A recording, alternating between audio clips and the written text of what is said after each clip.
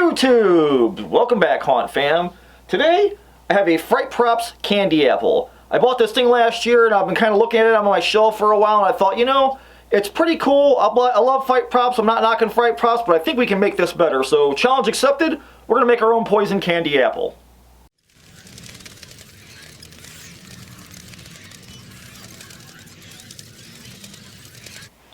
Okay, YouTubes, so this is our Fright Props candy apple. It's rigid foam.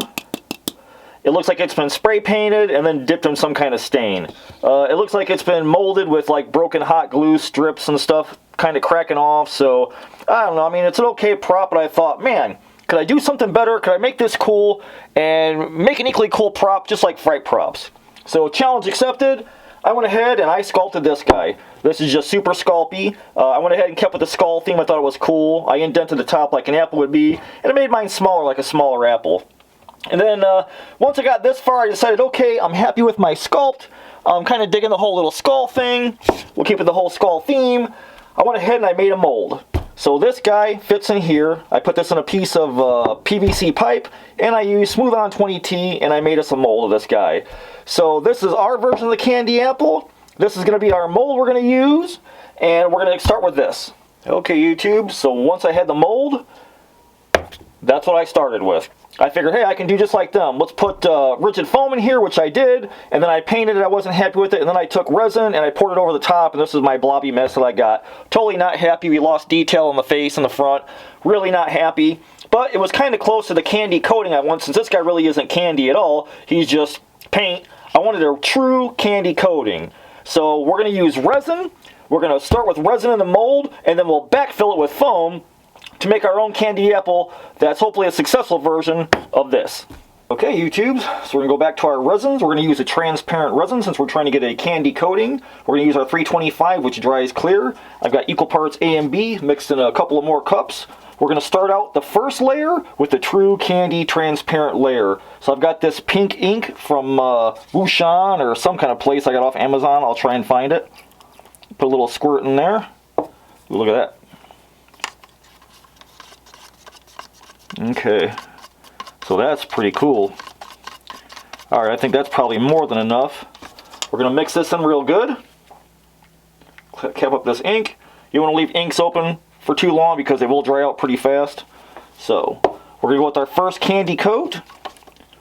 We're going to mix A with B, and we're going to keep our A cup clean to reuse it and do the same amount. So we're mixing. It's that kind of bright pink color, which is pretty cool, almost like a fluorescent pink. So man, I'm digging this. This should be a cool looking apple. Okay. So we're going to have to do this a bunch more times in varying degrees. I think we're good. Alright, let's pour it in our mold. Nothing special. We're just going to pour in. Alright, I feel like it's just starting to heat up, which means now we got to grab our mold and we got to rotocast it. So we're just going to start turning our mold and wait for this resin to start thickening up. Okay, YouTube, you guys can see this is starting to thick up. It's starting to take its time. That ink really kind of slows down the curing process. And we've got probably 5 to 7 minutes or so with this 325 resin. Which you can see we're kind of getting like a pink layer inside there to make our first candy coated shell, which will be completely transparent. And we're just going to keep on moving this around until it's cured. And then I'll show you guys what that looks like, and we'll start the next layer. Okay, YouTubes. I went ahead and let everything settle on the skull face. We've got a nice thick skull face in there, and that's currently what it looks like. So we're going to move on to our next candy layer. In this layer, I want to add some more ink again to our B cup.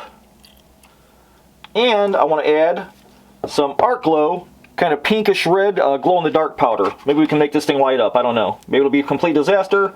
There's no telling. But I do want to add some mica powder in here because I want to start building darker layers as we go deeper into the apple. Oop, that was probably too much. We're going to find out.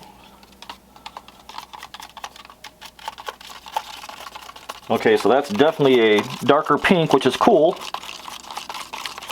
Mix this real good again. Again, with the inks, it's going to make this take longer to dry. No big deal. We're just going to have to be careful with it. So we're going to mix in our A. Alright. Put that aside. We're going to mix this until I start it to feel warm in my hand, because once it feels warm, that means it's starting to kick. We're going to have to dump and go. So I just want to try and stir up all this alcohol ink, as well as the little bit of glow-in-the-dark mica we put in there.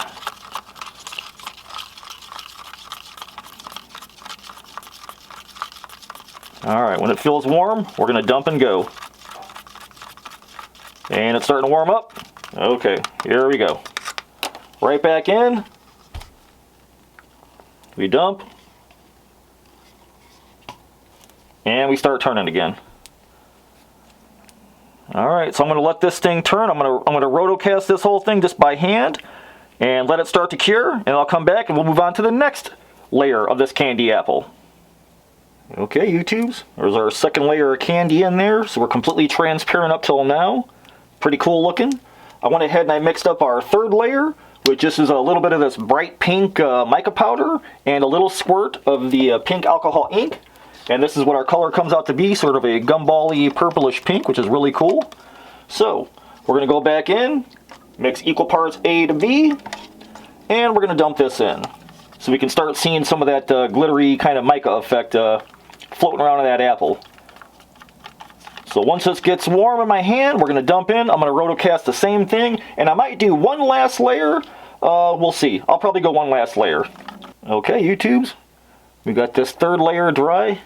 You can see, man, it looks like a cool little swirling pinkish purple effect in there. It looks like little caves and stuff. Pretty cool.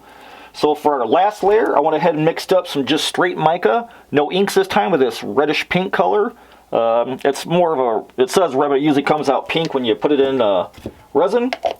So I've got that mixed up here.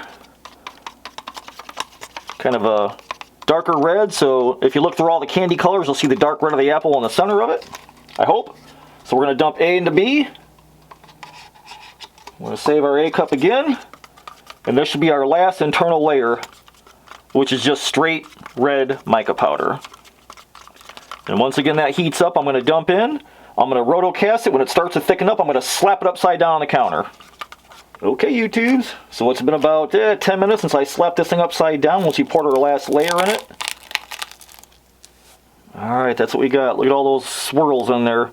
Man, that's crazy looking. Alright, now it's going to take 24 hours for this thing to fully harden up and make a rock hard shell for this resin. But we ain't got time for that. Heat gun!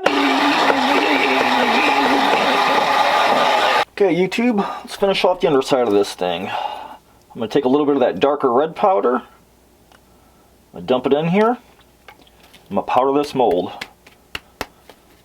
It's been a couple of hours. This thing feels pretty rock solid. So now's the time to go ahead and foam fill it. Alright.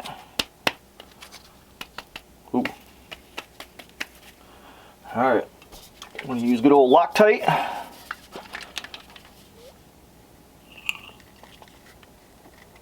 Ooh, this can's cold. Alright. I want to fill all them little voids. And it's going to be a while. Alright, I'm going to foam fill this thing. We're going to set it down. We're going to wait for it to cure. Okay, YouTubes. So we've sat overnight. This is our Loctite foam fill. We're just going to shave that off. Just like that with an old hacksaw blade. That's what our bottom looks. Let's go ahead and demold. We'll see what this guy looks like. I'm just going to pull away the sides, no big deal, and try and push that top of the head out like that. Alright. Almost. Alright, so our mold is clean, except for the edge, no big deal. We're done with that. And that's what our candy apple looks like. Looks like we got a little air bubble right there to shave off, no big deal. And you can still see it's kind of a flat color. We're going to fix that in a second. But I'm happy with it overall. I'm going to shave this off while we're here. Let's, since it's a little wobbly, that's okay. You can see I've got a little indent in the top. We're going to drill out for 1/4 inch to put our stick in.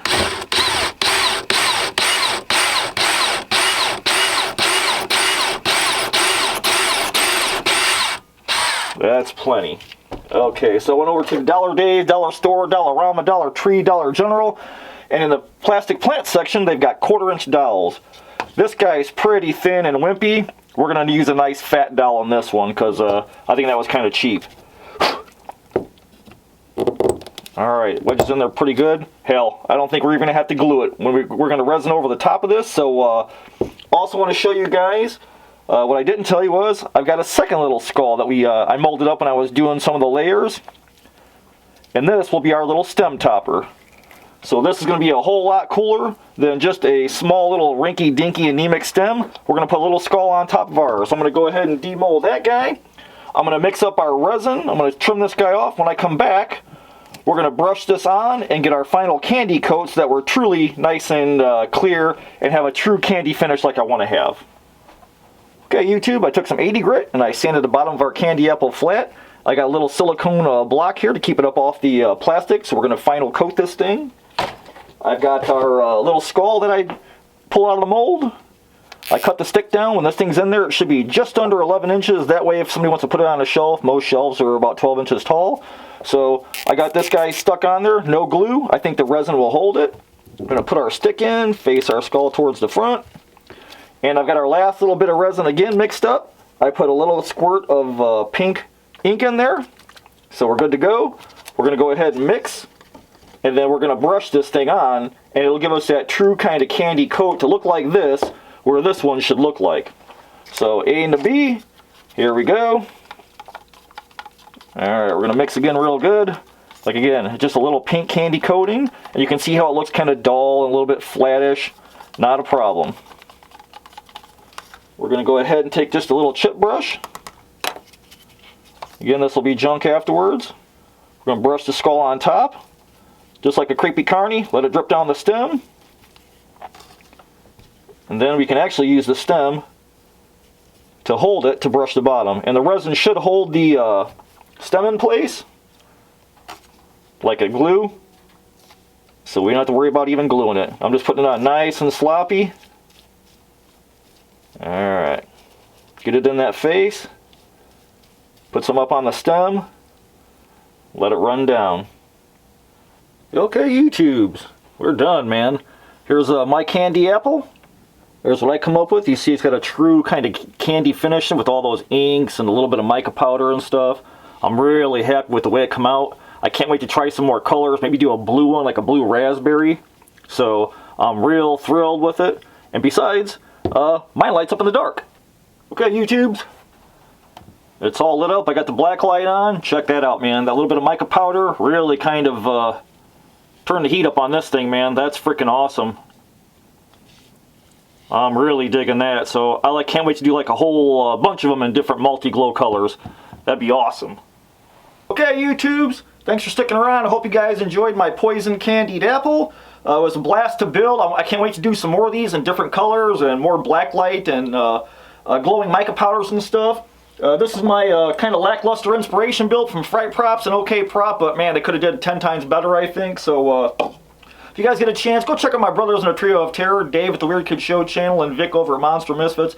Guys are doing Halloween from now until the end of time. So if you get bored on Mondays, come check us out. We live stream on Facebook at 7 Central on the Trio of Terror page. And I just want to thank you guys for sticking around, man. I hope you dig my build. I hope it inspires you to, take one of your existing props that are kind of lackluster and make something cooler for yourself out of it. So until I see you guys again, keep it evil. Thanks for watching.